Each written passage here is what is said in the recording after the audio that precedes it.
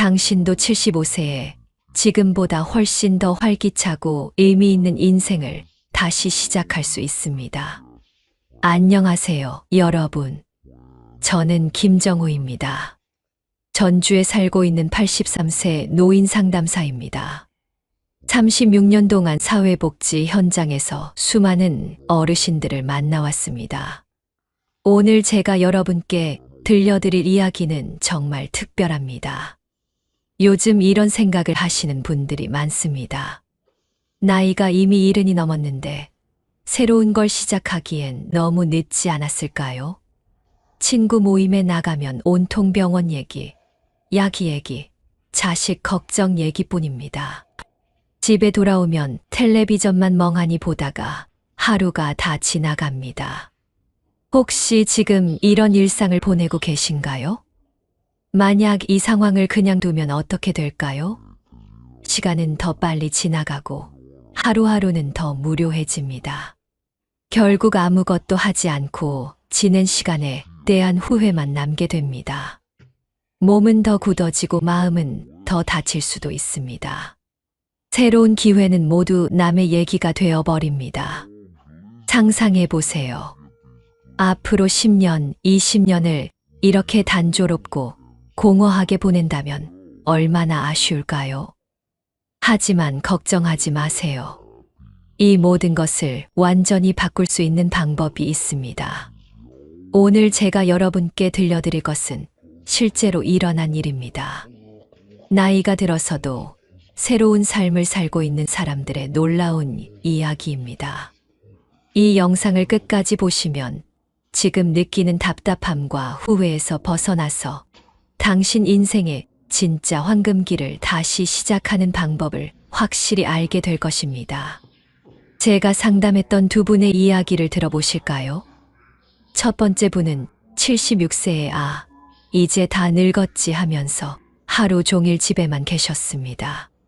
건강도 나빠지고 병원만 다니면서 새로운 일이라고는 하나도 없이 5년을 허무하게 보내셨습니다. 반면에 또 다른 분은 같은 76세의 꽃꽂이 수업에 도전했습니다. 처음엔 내 나이에 무슨 꽃꽂이냐고 하셨는데 지금은 작은 공방까지 운영하고 계십니다. 같은 나이, 비슷한 조건인데도 완전히 다른 삶을 살고 있습니다. 그렇다면 왜 이런 차이가 생겼을까요? 핵심은 바로 이것입니다. 나이는 새로운 도전의 걸림돌이다 라는 잘못된 생각 때문입니다. 변화를 두려워하고 익숙한 습관에만 머물다 보면 어느 순간 자신의 삶이 너무 지루해지고 후회가 됩니다. 가장 큰 문제는 나이 등호 끝이라는 잘못된 믿음입니다. 이 믿음만 깨뜨리고 새로운 것을 시작하면 건강도, 인간관계도, 행복도 모두 좋아집니다. 상상해 보세요. 아침에 눈을 뜨면 오늘은 또 어떤 새로운 일이 있을까 하는 마음으로 하루를 시작합니다. 시간이 더 의미 있게 느껴지고 사람들과의 관계가 더 따뜻해집니다. 무엇보다 스스로 살아있다는 느낌을 가질 수 있습니다. 이제 해결책을 말씀드리겠습니다. 잠깐만요. 구독 버튼과 좋아요 버튼을 눌러주시고 주변에 나는 이제 늙었어 하고 체념한 친구가 있다면 이 영상을 공유해 주세요. 앞으로 말씀드릴 방법들이 당신의 삶을 완전히 바꿀 핵심이 됩니다. 오늘 저는 75세 이후의 삶을 완전히 바꾸는 5가지 방법을 알려드리겠습니다. 특히 세 번째 방법은 대부분의 분들이 놓치고 있는 것인데 오늘 이야기의 핵심이 될 것입니다. 첫 번째 방법은 아주 작은 새로운 배움 시작하기입니다. 여기서 중요한 것은 아주 작다는 점입니다. 갑자기 큰 것을 시작하려고 하면 부담스럽고 금방 포기하게 됩니다. 제가 만난 78세 박순자 할머니 이야기를 들어보세요. 이분은 평생 글자를 제대로 못 읽으셨습니다. 그런데 손자가 휴대폰 문자를 보내는 걸 보고 나도 문자를 보내보고 싶다고 하셨습니다. 처음엔 하루에 한 글자씩 연습했습니다. 고, 뇨, 덜 이렇게 말이죠. 6개월 후에는 손자한테 직접 문자를 보내셨습니다. 지금은 카카오톡으로 사진까지 보내십니다. 또 다른 분은 81세 김철수 할아버지입니다. 평생 요리는 아내가 다 했는데 아내가 병원에 입원하면서 라면도 제대로 끓이지 못했습니다. 그런데 유튜브로 요리 영상을 보면서 하나씩 따라했습니다. 계란 후라이부터 시작해서 지금은 김치찌개, 된장찌개까지 척척 만드십니다.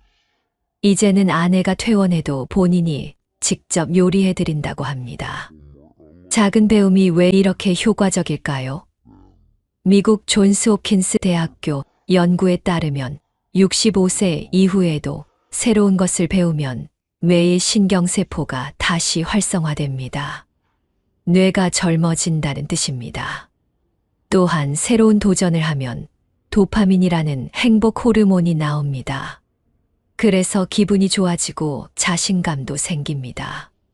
시작하는 방법은 정말 간단합니다. 평소에 해보고 싶었던 것 중에서 가장 쉬운 것 하나를 고르세요. 그림 그리기, 악기 배우기, 새로운 요리 만들기, 컴퓨터나 휴대폰 사용법 익히기, 뭐든 좋습니다. 그리고 하루에 15분만 투자하세요. 15분이면 부담도 안 되고 금방 습관이 됩니다. 중요한 것은 완벽하게 하려고 하지 마세요. 처음엔 서툴러도 괜찮습니다. 실수해도 괜찮습니다. 그냥 재미있게 하면 됩니다. 한 달만 꾸준히 하면 분명히 달라진 자신을 발견할 수 있을 것입니다. 두 번째 방법은 새로운 사람들과의 연결 만들기입니다. 나이가 들수록 만나는 사람들이 줄어듭니다. 직장도 그만두고 자식들은 바쁘고 친구들도 하나둘 연락이 끊어집니다. 그러면 점점 외로워지고 우울해집니다. 하지만 새로운 사람들을 만나면 세상이 완전히 달라집니다. 제가 상담한 74세 이영희 할머니는 5년 동안 집에만 계셨습니다. 자식들은 모두 서울에 살고 남편은 일찍 돌아가셔서 혼자였습니다. 하루 종일 말 한마디 안 하는 날도 많았습니다. 그런데 아파트 게시판에서 노인 요가 교실 모집 공고를 보고 용기를 내서 신청했습니다.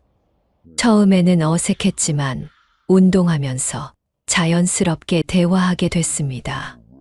같은 아파트에 사는 분들이었는데 서로 모르고 지냈던 것입니다. 이제는 일주일에 3번씩 만나서 요가도 하고 수다도 떱니다. 가끔 같이 시장도 가고 맛있는 음식점도 찾아갑니다. 또 다른 분은 77세 최만석 할아버지입니다. 평생 공무원으로 일하셨는데 은퇴 후에는 할 일이 없어서 무료했습니다. 그런데 구청에서 하는 인문학 강좌에 참여했습니다. 거기서 만난 분들과 토론도 하고 같이 책도 읽습니다. 지금은 그 모임의 회장까지 하고 계십니다. 매주 모임 준비하느라 바쁘다고 하시면서도 정말 행복해 하십니다. 건강한 생활 루틴을 만드는 구체적인 방법을 알려드리겠습니다. 가장 먼저 걷기부터 시작하세요. 걷기는 돈도 안 들고 언제 어디서나 할 수 있는 최고의 운동입니다. 처음에는 집 앞을 한 바퀴 도는 것부터 시작하세요. 5분이면 충분합니다. 그 다음 주에는 10분, 그 다음 주에는 15분 이렇게 조금씩 늘려가세요. 걸을 때는 등을 곧게 펴고 팔을 자연스럽게 흔들면서 걸으세요. 너무 빨리 걸으려고 하지 마시고 옆 사람과 대화할 수 있을 정도의 속도가 적당합니다. 무릎이나 허리가 아프면 무리하지 마세요. 통증이 있으면 쉬었다가 다시 걸으세요. 집에서 할 수 있는 간단한 운동도 있습니다. 의자에 앉았다 일어나기를 10번 반복하세요. 이것만 해도 다리 근육이 강해집니다. 벽에 손을 대고 팔굽혀펴기를 10번 하세요. 팔과 가슴 근육에 좋습니다. 한 발로 서서 균형 잡기도 해보세요. 처음에는 5초도 힘들지만 연습하면 30초까지 할 수 있습니다. 수면 리듬도 정말 중요합니다. 나이가 들면 잠이 얕아지고 자주 깹니다. 하지만 규칙적인 수면은 건강의 기본입니다. 매일 같은 시간에 자고 같은 시간에 일어나세요. 낮잠은 30분을 넘기지 마세요. 너무 오래 자면 밤에 잠이 안 옵니다. 잠자리에서 휴대폰이나 텔레비전을 보지 마세요. 파란 빛이 뇌를 자극해서 잠이 안 옵니다. 대신 조용한 음악을 듣거나 책을 읽으세요. 따뜻한 우유나 캐모마일 차를 마시는 것도 좋습니다. 식사 습관도 바꿔보세요. 짜고 달고 기름진 음식을 줄이세요. 대신 채소와 과일을 많이 드세요. 물도 충분히 마시세요. 하루에 6잔에서 8잔 정도가 적당합니다. 술은 가능하면 줄이시고 금연은 필수입니다. 네 번째 방법은 작은 목표 세우고 성취감 느끼기입니다. 나이가 들면 큰 꿈을 꾸기 어렵다고 생각합니다. 하지만 작은 목표라도 달성하면 큰 만족감을 느낄 수 있습니다. 75세 박영자 할머니는 평생 일기를 써본 적이 없었습니다. 그런데 어느 날 텔레비전에서 일기 쓰기가 치매 예방에 좋다는 이야기를 들었습니다. 그래서 하루에 3줄짜리 일기를 쓰기 시작했습니다. 오늘 날씨는 어땠는지, 무엇을 먹었는지, 어떤 기분이었는지 간단하게 적었습니다. 처음에는 쓸 말이 없어서 힘들었습니다. 하지만 일주일, 한 달이 지나면서 점점 쓸 말이 많아졌습니다. 손자가 왔던 일, 친구와 통화한 일, 꽃이 피었던 일까지 자세히 적게 되었습니다. 1년이 지난 지금은 일기장이 3권이나 됩니다. 가끔 예전 일기를 읽어보면서 그때의 기억을 되살리는 재미도 쏠쏠합니다. 80세 이철민 할아버지는 손자에게 편지 쓰기를 목표로 세웠습니다. 요즘 젊은 사람들은 편지를 잘 안 쓰니까 할아버지가 직접 써서 주고 싶었습니다. 처음에는 한 달에 1번 쓰기로 했습니다. 할아버지의 어린 시절 이야기, 군대 갔던 이야기, 할머니와 만났던 이야기를 써서 보냈습니다. 손자가 너무 좋아했습니다. 할아버지 이야기를 처음 듣는 것들이 많았거든요. 지금은 한 달에 2번씩 편지를 씁니다. 손자도 답장을 써서 보냅니다. 할아버지와 손자 사이가 훨씬 가까워졌습니다. 작은 목표를 세우는 방법은 이렇습니다. 먼저 하고 싶은 일을 적어보세요. 그 중에서 가장 쉬운 것부터 시작하세요. 너무 큰 목표보다는 작고 구체적인 목표가 좋습니다. 예를 들어 책 읽기가 목표라면 한 달에 책 10권보다는 일주일에 책 1권이 더 현실적입니다. 목표를 달성하면 자신에게 작은 선물을 주세요. 좋아하는 음식을 사 먹거나 새 옷을 사는 것도 좋습니다. 가족이나 친구들에게 자랑하는 것도 좋습니다. 다른 사람들이 인정해주면 더 큰 성취감을 느낄 수 있습니다. 목표를 이룰 때마다 달력에 동그라미를 그려보세요. 눈으로 확인할 수 있으니까 더 뿌듯합니다. 한 달 후에 달력을 보면 동그라미가 가득할 것입니다. 그 자체만으로도 큰 성취감을 느낄 수 있습니다. 실패해도 괜찮습니다. 목표를 못 지킨 날이 있어도 포기하지 마세요. 다시 시작하면 됩니다. 완벽하게 하려고 하지 말고 70%만 해도 충분합니다. 꾸준함이 완벽함보다 훨씬 중요합니다. 5번째 방법은 다른 사람을 도우며 보람 찾기입니다. 나이가 들면 사회에서 필요한 사람이라는 느낌을 잃기 쉽습니다. 자식들은 독립했고 직장에서도 은퇴했으니까요. 하지만 다른 사람을 도우면 내가 아직도 쓸모 있는 사람이라는 느낌을 받을 수 있습니다. 77세 최순덕 할머니는 5년 전까지만 해도 우울증 때문에 고생했습니다. 남편이 돌아가시고 혼자 지내면서 세상이 무의미하게 느껴졌습니다. 아무도 나를 필요로 하지 않는다는 생각에 하루하루가 힘들었습니다. 그런데 복지관에서 독거노인 도시락 배달 봉사를 한다는 소식을 들었습니다. 처음에는 내가 도움을 받아야 할 처지인데 무슨 봉사냐고 생각했습니다. 하지만 담당자가 경험이 많은 어르신이 도와주시면 더 좋겠다고 해서 시작했습니다. 일주일에 2번 혼자 사는 어르신들 집에 도시락을 가져다 드렸습니다. 도시락만 드리는 게 아니라 안부도 묻고 이야기도 나눴습니다. 어떤 분은 며칠 동안 말 한마디 못 해봤다고 하시면서 정말 고맙다고 했습니다. 6개월이 지나자 최순덕 할머니 자신도 변했습니다. 아침에 일어나면 오늘도 누군가 내가 오기를 기다리고 있다는 생각이 들었습니다. 우울한 기분도 많이 좋아졌고 보람도 느꼈습니다. 지금은 봉사팀장까지 맡고 있습니다. 73세 김동호 할아버지는 평생 초등학교 선생님으로 일했습니다. 은퇴 후에는 할 일이 없어서 매일 공원에서 바둑만 두었습니다. 그런데 동네 아이들이 숙제를 모르겠다고 하는 걸 보고 가르쳐 주기 시작했습니다. 처음에는 한두 명이었는데 입소문이 나면서 점점 늘어났습니다. 부모들도 믿을 만한 선생님이 봐주신다고 안심했습니다. 지금은 동네 도서관에서 정식으로 무료 학습 지도를 하고 있습니다. 아이들이 성적이 오르면 할아버지가 더 기뻐합니다. 봉사를 시작하는 방법은 어렵지 않습니다. 구청이나 동주민센터에 가서 문의해 보세요. 요즘은 정말 다양한 봉사 활동이 있습니다. 도서관에서 책 읽어주기, 병원에서 환자 돌보기, 학교에서 아이들 안전지도, 환경정리, 무료 급식 배식 등 할 수 있는 일이 많습니다. 자신의 경험과 특기를 살릴 수 있는 봉사를 찾아보세요. 요리를 잘하시면 무료 급식소에서, 바느질을 잘하시면 어려운 이웃들 옷수선 봉사를, 글씨를 잘 쓰시면 어르신들 편지 대필 봉사를 할 수 있습니다. 시간도 부담 없게 정하세요.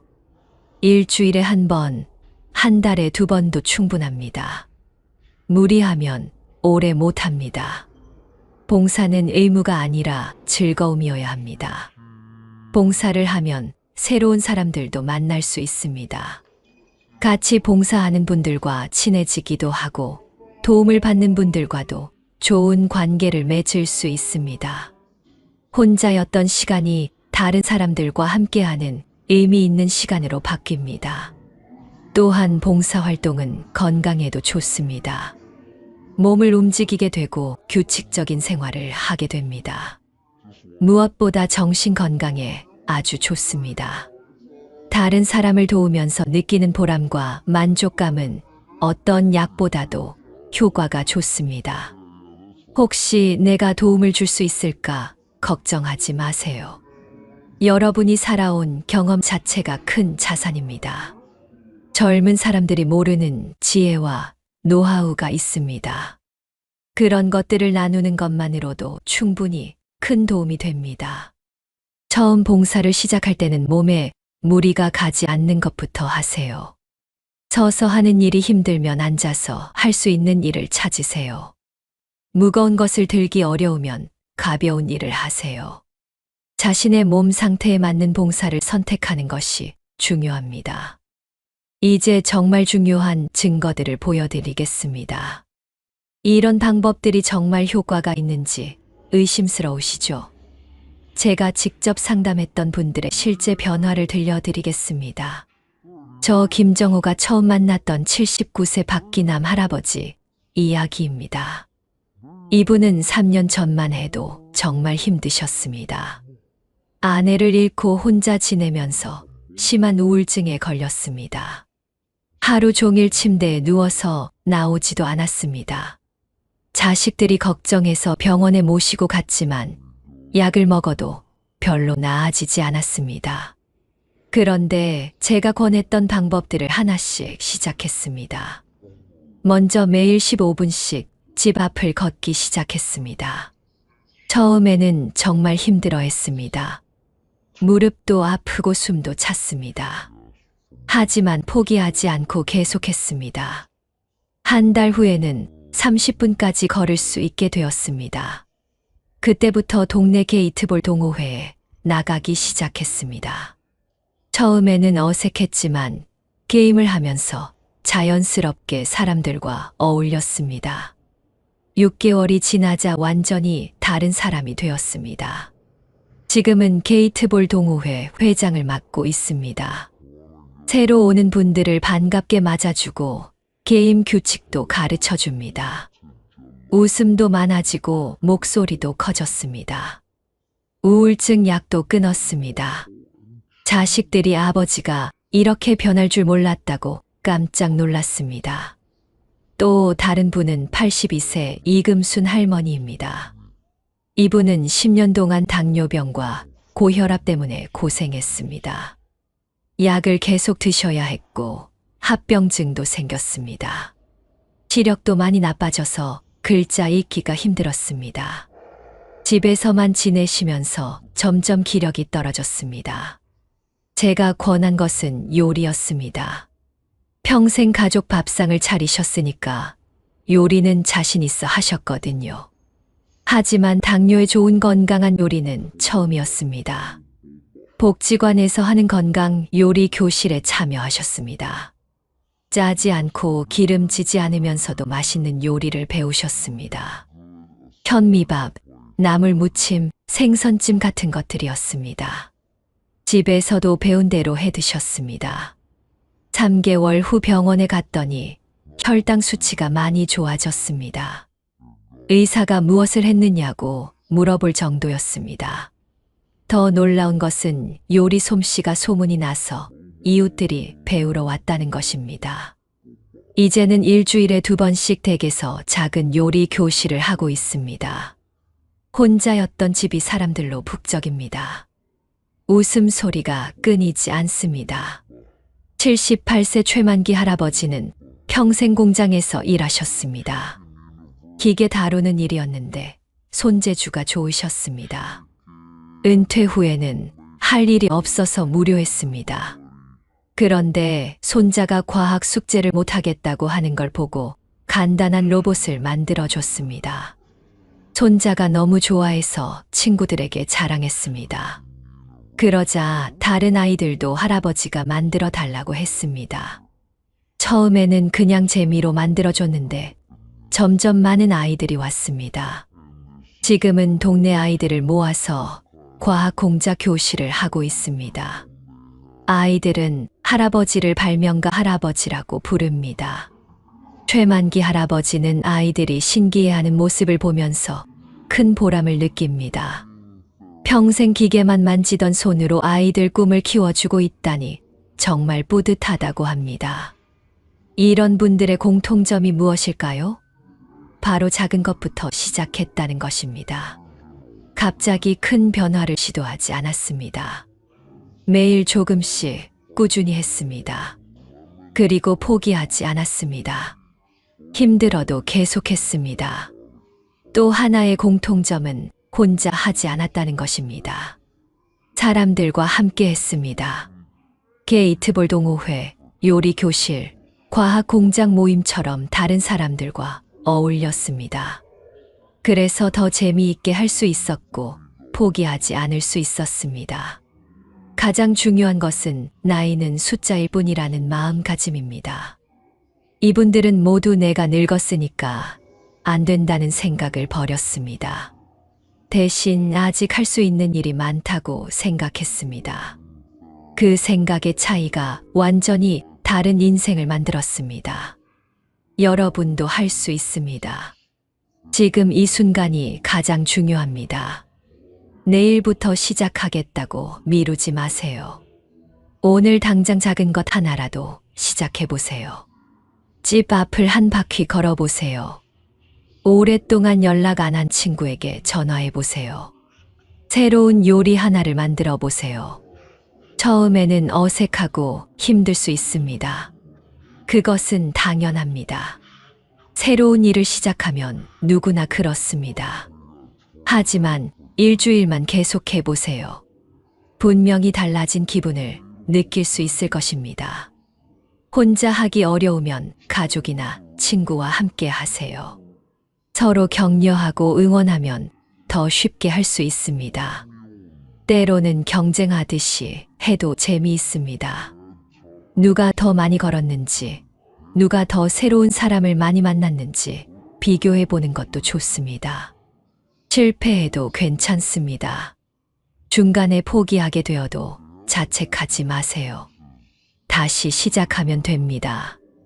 중요한 것은 계속 도전하는 마음입니다. 한 번 실패했다고 해서 영원히 안 되는 것이 아닙니다. 나이 든다는 것이 끝이 아닙니다. 오히려 새로운 시작입니다.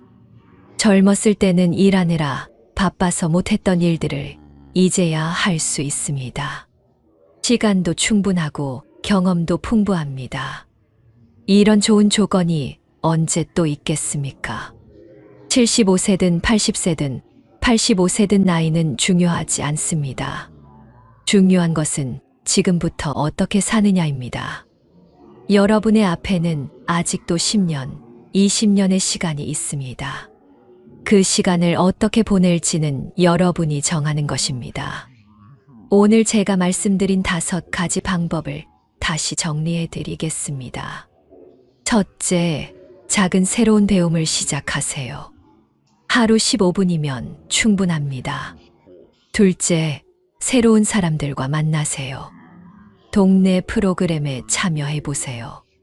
셋째, 건강한 생활 루틴을 만드세요. 걷기와 규칙적인 생활이 기본입니다. 넷째, 작은 목표를 세우고 성취감을 느끼세요. 일기 쓰기나 편지 쓰기도 좋습니다. 다섯째, 다른 사람을 도우며 보람을 찾으세요. 봉사활동으로 새로운 의미를 발견할 수 있습니다. 이 5가지 방법이 여러분의 인생을 완전히 바꿀 것입니다. 아침에 눈을 뜨면 오늘은 무엇을 할까 기대하게 될 것입니다. 사람들과의 만남이 즐거워질 것입니다. 몸도 마음도 건강해질 것입니다. 여러분, 나이는 그냥 숫자입니다. 지금 이 순간이 여러분 인생에서 가장 젊은 순간입니다. 내일은 오늘보다 하루 더 늙겠지만 그것이 무엇이 중요합니까? 중요한 것은 오늘을 어떻게 사느냐입니다. 제가 상담한 분들처럼 여러분도 새로운 삶을 시작할 수 있습니다. 아니, 반드시 시작하셔야 합니다. 여러분에게는 그럴 자격이 있고 그럴 능력이 있습니다. 지금까지 살아오신 경험과 지혜가 있지 않습니까? 오늘 이 영상이 도움이 되셨다면 구독 버튼을 눌러주세요. 좋아요도 꾹 눌러주시고요. 그리고 댓글로 여러분이 지금 가장 하고 싶은 일이 무엇인지 알려주세요. 새로운 배움인지, 새로운 만남인지, 건강 관리인지, 작은 목표인지, 봉사 활동인지 궁금합니다. 여러분의 작은 변화가 큰 행복으로 이어지기를 진심으로 바랍니다. 응원하겠습니다. 여러분은 할 수 있습니다. 새로운 시작을 축하드리며 오늘 영상을 마치겠습니다. 감사합니다.